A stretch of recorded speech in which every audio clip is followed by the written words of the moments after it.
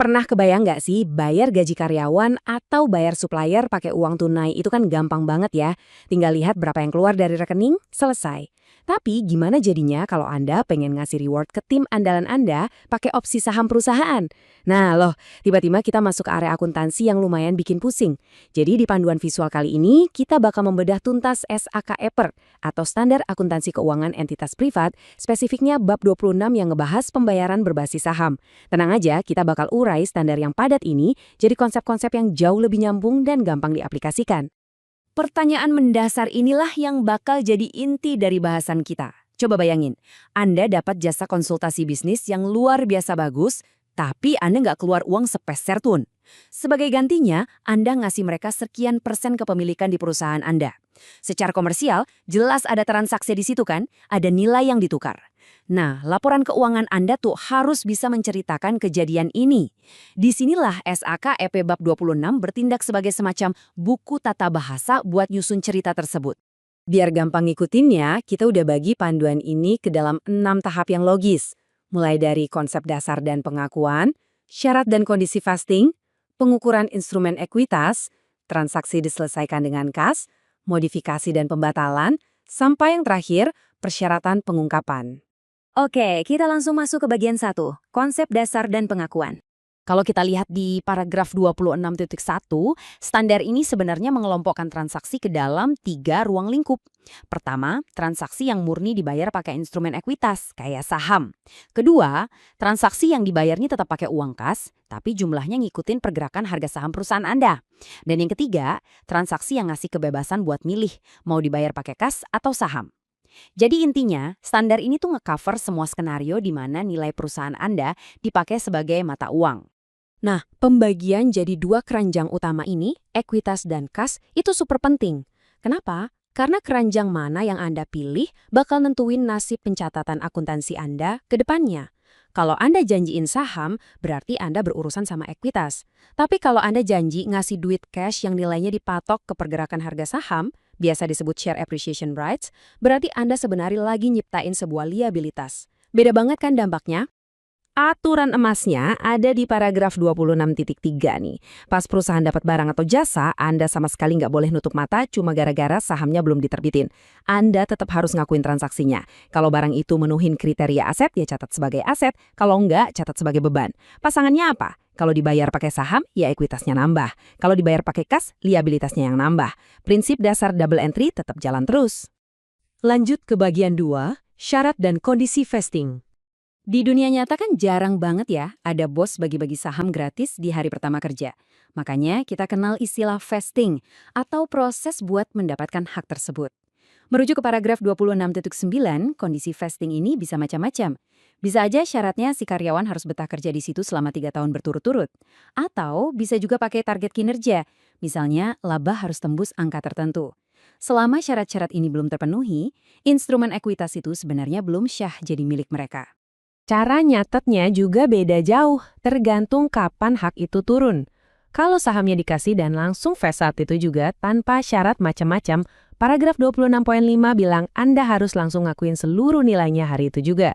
Tapi, kalau ada periode vesting alias masa tunggu, paragraf 26.6 ngeharusin Anda buat mencicil atau mengalokasikan beban tersebut secara proporsional selama masa kerja si karyawan. Ini ibarat mencocokkan beban dengan kapan perusahaan benar-benar menikmati hasil kerja mereka. Disinilah seninya menghadapi ketidakpastian. Di paragraf 26.9, perusahaan dituntut buat bikin estimasi. Kira-kira berapa banyak sih saham yang bakal beneran vest?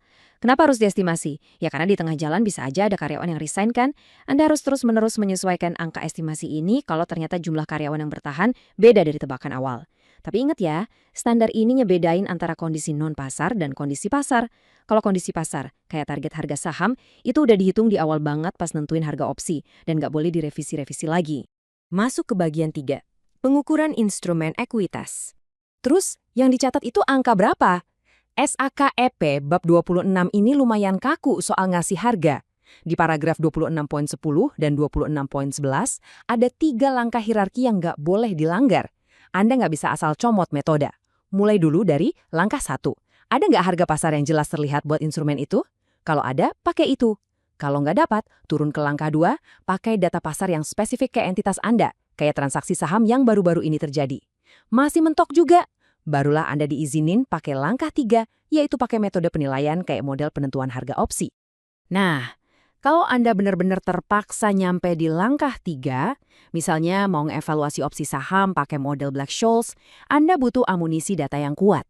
Standar ini mewajibkan Anda masukin beberapa variabel kunci.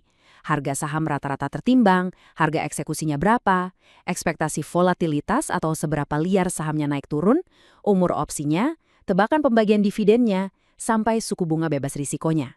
Ini buat mastiin, walaupun angkanya estimasi, tapi dapatnya dari model keuangan yang masuk akal, bukan asal tebak aja. Bagian 4. Transaksi diselesaikan dengan kas. Gimana jadinya kalau janjinya adalah bayar pakai uang kas, tapi jumlah duitnya ngikutin harga saham? Di paragraf 26.14, aturannya beda lagi nih. Anda nggak nyentuh sisi ekuitas sama sekali, melainkan Anda nyiptain liabilitas alias kewajiban. Anda harus ngukur nilai kewajiban ini di setiap akhir periode pelaporan, dan kalau ada perubahan nilai wajar, selisihnya langsung dilempar ke laporan laba rugi tahun itu. Jadi, angka liabilitas ini bakal terus naik turun ngikutin kinerja saham perusahaan Anda sampai benar-benar dibayar lunas. Terus, kalau perusahaannya ngasih pilihan mau dibayar pakai kas atau saham, pencatatannya gimana? Menurut paragraf 26.15, defaultnya atau bawaannya Anda harus nyatet itu sebagai transaksi diselesaikan dengan kas. Kecuali ada dua kondisi ini. Pertama, perusahaan punya kebiasaan atau rekam jejak dari dulu selalu milih bayar pakai saham. Atau kedua, opsi uang tunai itu sebenarnya nggak masuk akal secara komersial. Misalnya, perusahaannya lagi nggak punya duit cash sama sekali. Nah, kalau masuk kedua pengecualian itu, baru deh Anda catat sebagai instrumen ekuitas. Bagian 5. Modifikasi dan pembatalan. Di tengah jalan yang namanya rencana kan bisa aja diubah-ubah. Standar ini sebenarnya berpihak pada pencatatan beban dari sisi manfaat karyawan. Paragraf 26.12 itu punya aturan jika maka yang tegas. Kalau perusahaan ngerubah syarat jadi lebih nguntungin karyawan, misalnya harga eksekusinya diturunin, perusahaan harus nambahin kenaikan nilai wajarnya itu ke dalam beban. Tapi, kalau perubahannya malah ngerugiin karyawan dan bikin nilai wajarnya turun, aturannya bilang, cuekin aja penurunannya. Anda harus terus nyatat beban seolah-olah modifikasi yang rugiin itu nggak pernah kejadian. Dan hati-hati banget nih sama paragraf 26.13 soal pembatalan. Kalau Anda batalin program opsi saham sebelum masa tunggu atau vestingnya kelar, Anda nggak bisa tiba-tiba ngebatalin sisa bebannya gitu aja. Standar ini ngelihat pembatalan itu ibarat pencairan yang dipercepat. Artinya, sisa beban yang tadinya mau dicicil di tahun-tahun ke depan, saat itu juga harus langsung diakui lunas semuanya di muka. Jadi ya, nggak bisa ngeles dari beban kompensasi cuma dengan cara ngebatalin programnya. Terakhir, bagian 6, persyaratan pengungkapan. Ujung-ujungnya, semua kerumitan akuntansi ini harus bisa dikomunikasikan dengan jelas. Paragraf 26.18 itu rohnya ada di transparansi. Orang yang baca laporan keuangan harus bisa nangkep secara utuh apa aja sih program pembayaran berbasis saham yang lagi jalan. Anda harus bisa ngejelasin nature dari programnya, syarat vestingnya apa, opsi itu bisa ditukar dalam jangka waktu berapa lama, dan bayarnya nanti pakai saham atau uang tunai. Semuanya harus terang benderang. Biar pembaca gampang ngelacak pergerakan angkanya, standar ini dengan spesifik minta dibikinin tabel rekonsiliasi yang rapi banget. Persis kayak yang diwajibin di paragraf 26.18. Anda harus gelar data, opsi di awal tahun ada berapa, yang baru dikasih tahun ini berapa, yang hangus gara-gara pada resign berapa, yang udah dieksekusi berapa, sampai ketemu saldo akhirnya. Dan gak cuma jumlahnya, tapi setiap pergerakan itu juga harus dikasih lihat harga eksekusi rata-rata tertimbangnya. Nggak cuma cerita soal pergerakan jumlahnya, pembaca juga butuh ngintip dapur finansialnya. Sesuai paragraf 26.19 sampai 26.23, Anda wajib buka-bukaan soal metode penilaian apa yang dipakai buat ngitung nilai wajar. Gimana cara ngitung liabilitas kalau pakai cost? Terus kalau ada modifikasi syarat di tengah jalan juga harus dijelasin. Plus, berapa total beban yang benar-benar ngehantam laba rugi tahun ini dan berapa posisi liabilitas akhirnya. Nggak ada ruang buat nyembunyiin fakta. Semuanya mesti clear. Jadi, SAKEP bab 26 ini benar-benar bukan sekedar ngomongin entry jurnal akuntansi, debit kredit biasa. Ini tentang menangkap nilai realnya, ngadepin ketidakpastian kondisi vesting, dan nyeritain fakta kompensasi itu secara jujur ke semua stakeholder. Standar ini secara langsung memaksa kita untuk menyajikan nilai wajar apa adanya. Nah, pertanyaannya buat Anda, saat Anda mereview program insentif saham di tempat Anda kerja nanti, apakah laporan keuangannya udah benar-benar mencerminkan realitas ekonomi yang sesungguhnya?